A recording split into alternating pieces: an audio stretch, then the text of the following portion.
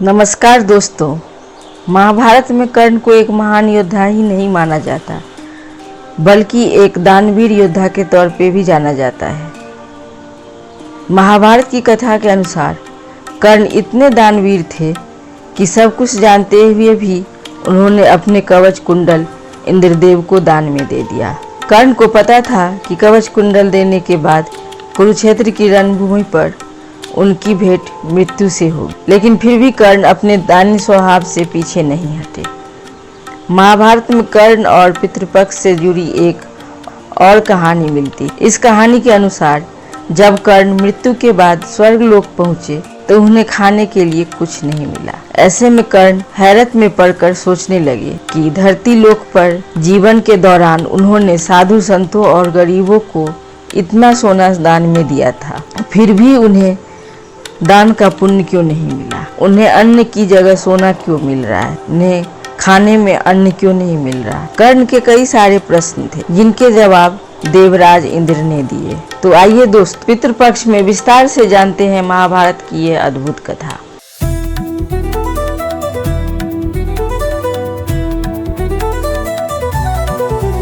दोस्तों, कर्ण के बारे में जब भी बात की जाती है तो उन्हें दुर्योधन की तरफ से लड़ने वाला योद्धा के तौर पे ही याद किया जाता है। लेकिन युद्ध के पक्ष से परे अगर कर्ण के व्यक्तित्व की बात करें तो कर्ण न केवल एक बलशाली योद्धा बल्कि दयालु और दानवीर भी थे। कर्ण का जन्म कवच और कुंडल के साथ हुआ था, जिससे कर्ण को सुरक्षा मिलती थी। महाभारत के युद्ध में श्री कृष्ण जानते थे कि कर्ण को कवच कुंडल के साथ पराजित नहीं किया जा सकता, इसलिए उन्होंने अर्जुन को यह बात बताई। अर्जुन को देवराज इंद्र का पुत्र माना जाता है, क्योंकि पांडवों की माता कुंती ने इंद्रदेव का आवाहन करके अर्जुन को प्राप्त किया था। जब अर्जुन ने कुंडल और कवच वाली बात इंद्रदेव को बताई तो उन्होंने अपने पुत्र की सुरक्षा के लिए साधु का वेश धारण किया और नदी में स्नान कर रहे कर्ण के पास पहुंच गए। कर्ण जैसे ही स्नान करके नदी से बाहर आए तो साधु का वेश बनाए इंद्र ने उनसे दान मांगा। कर्ण ने इंद्रदेव से कहा, अभी अभी वे स्नान करके निकले हैं, इसलिए उनके पास कुछ नहीं है जो उनको दान में दे सके। वे राजमहल में जाकर उनको कुछ दान में देंगे।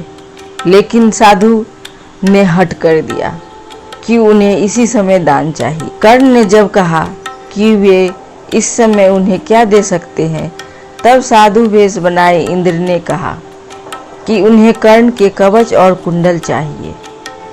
यह सुनकर कर्ण ने अपनी दानवीरता का परिचय दिया और इंद्रदेव को कवच कुंडल दान में दे दिया। कुरुक्षेत्र की रणभूमि पर जब 17वें दिन कर्ण की मृत्यु अर्जुन के हाथों हुई, असल में कर्ण को मिले कई श्रापों ही उनकी मृत्यु का कारण बने थे। वैसे तो कर्ण अन्याय के साथ खड़े थे, लेकिन महाभारत की कहानी के अनुसार कर्ण के पुण्य कर्मों के कारण उन्हें मृत्यु के बाद स्वर्ग मिला। लेकिन स्वर्ग में पहुंचकर भी कर्ण को भूखा रहना पड़ा। स्वर्ग लोक में पहुंचने के बाद दानवीर कर्ण को हर तरफ सोना ही सोना नजर आया। इंद्रदेव ने कर्ण को सोना भेंट किया और अन्न की थालियों में भी सोना ही आया। यह देखकर कर्ण बहुत हैरान में रह गए।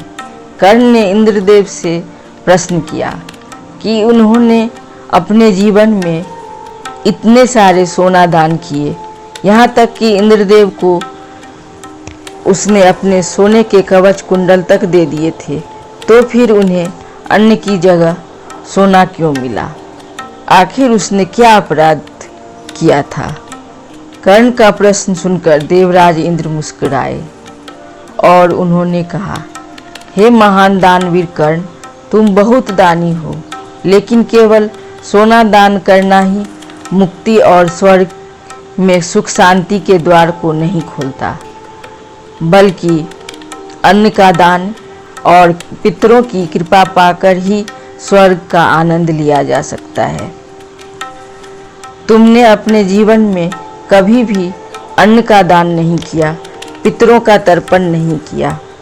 तुमने अपने जीवन में सिर्फ सोने चांदी का ही दान किया, तो वही तुम्हारे सामने आज खाने के रूप में भी आ रहा है। देवराज इंद्र का उत्तर सुनकर कर्ण ने हाथ जोड़कर कहा कि उन्हें नहीं पता था कि उनके पूर्वज कौन हैं और वे किस कुल से संबंध रखते हैं, इसलिए उन्होंने कभी भी अपने वास्तविक पितरों के नाम पर कुछ दान नहीं किया। मृत्यु होने से कुछ समय पूर्व ही उन्हें यह रहस्य पता चला था कि वे भी वास्तव में कुंती पुत्र हैं।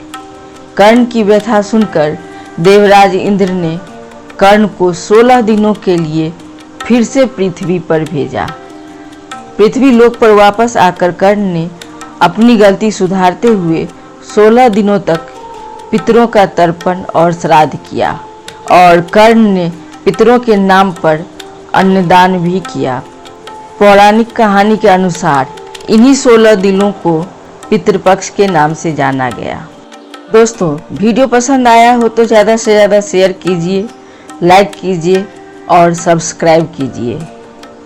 साथ ही पितृपक्ष में अपने पितरों का तर्पण जरूर कीजिए।